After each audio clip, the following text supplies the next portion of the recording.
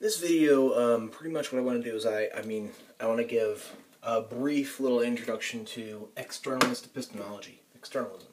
I've done little brief intros on foundationalism, coherentism, and internalism, and I just want to give a little brief intro to externalism, and then probably after this we'll do a little brief intro to infinitism,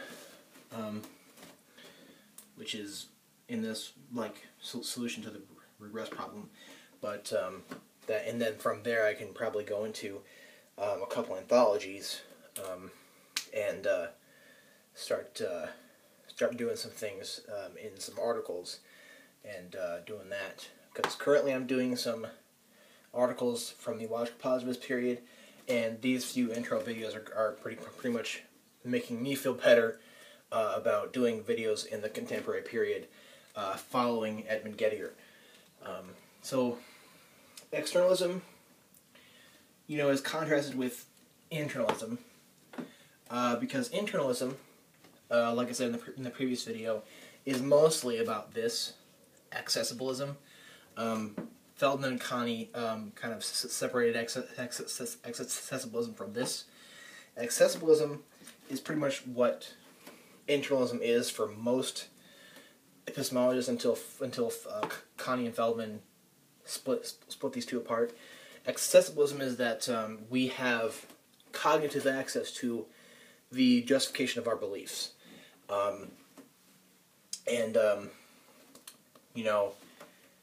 mentalism is that our beliefs are justified by current mental factors or dispositions. So mostly, without considering that one, for the current purposes, for talking about externalism, most of internalism is about that has the opinion that we can and do have cognitive access to the justification of our beliefs. Externalism is about there being no cognitive access. Either that we can't have cognitive access, or that it's not possible, or that we don't need it for the justification of our beliefs. There's various forms of this. This is just a little brief thing, but there's so much going on. In epistemology, from foundationalism to coherentism. I should write here also infinitism.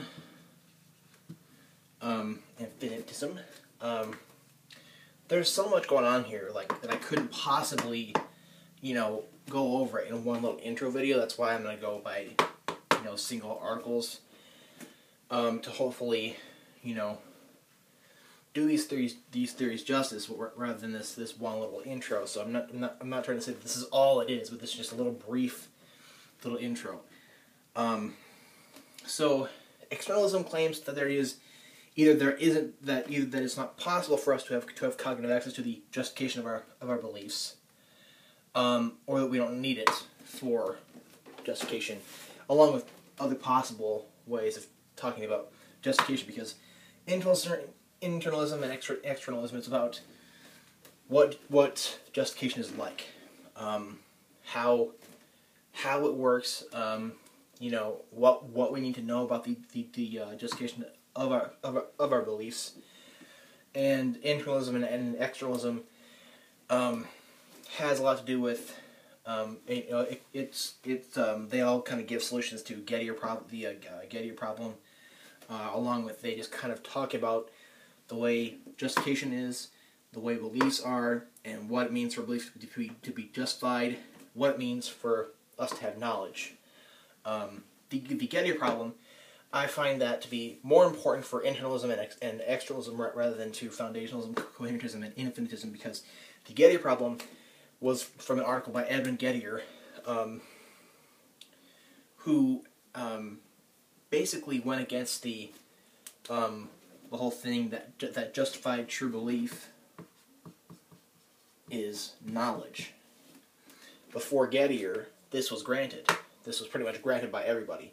But then he came along with his cases and many people think that he crippled all of epistemology, and we can't, following him, we can't just go along with this anymore, and we gotta, reassess the whole thing. And many people think that he messed up all of epistemology, and I would kind of agree, but he had a good point, I would say, because there are cases, I think, when justified true belief is not necessarily knowledge. So I think internalism and externalism is more talking about the nature of justification and knowledge and beliefs. Foundationalism, coherentism, and infinitism is more talking about the structure of justified beliefs, structure of one's noetic structure, which is a word from Alvin Plantinga, and these more solve the regress problem, which is every belief that we have needs a justification via a meta-belief.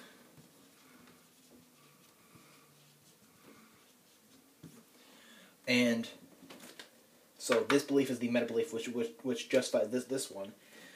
So for this belief to be justified, we have to have this belief which justifies it.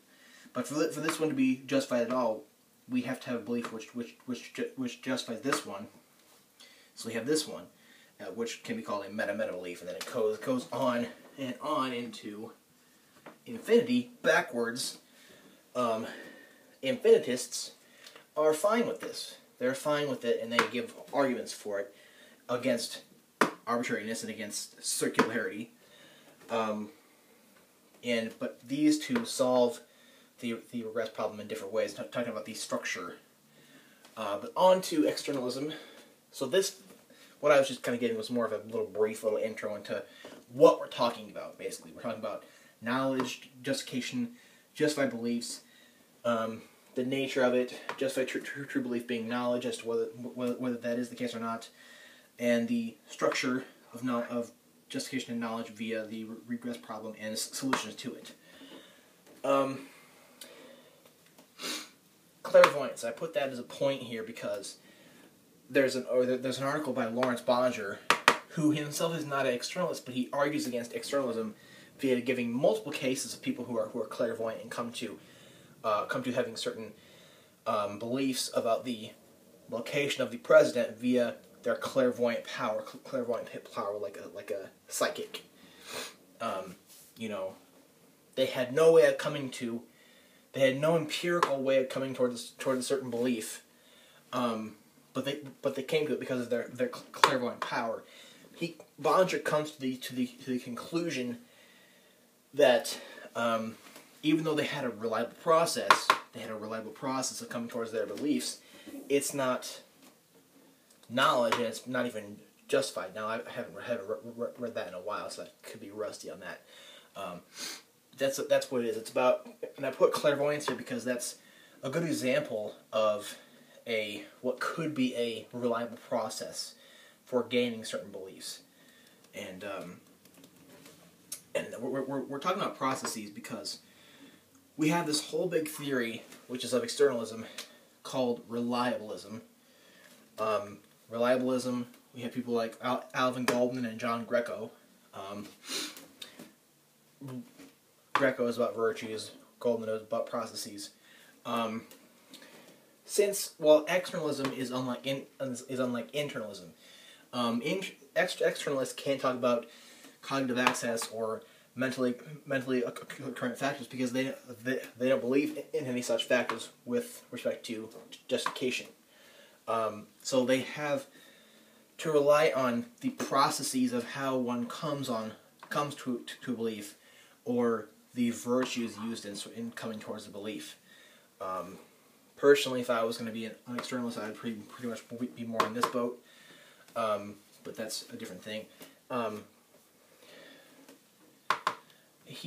Goldman had a historical or genetic theory of process reliabilism, talking about how beliefs are justified based upon their reliable processes, and how the beliefs came about by the process of belief forming, of the processes of belief formation being reliable. And this is similar, but it's about virtue, epistemology, and the virtues used in the belief formation are, you know, are reliable. So it's more about the way in which we came to the belief rather than, you know, having cognitive access to the justification and such, because they don't believe in that. So Greco had a paper called Virtue Epistemology, which talked about that. So this is pretty much a very, very brief thing here.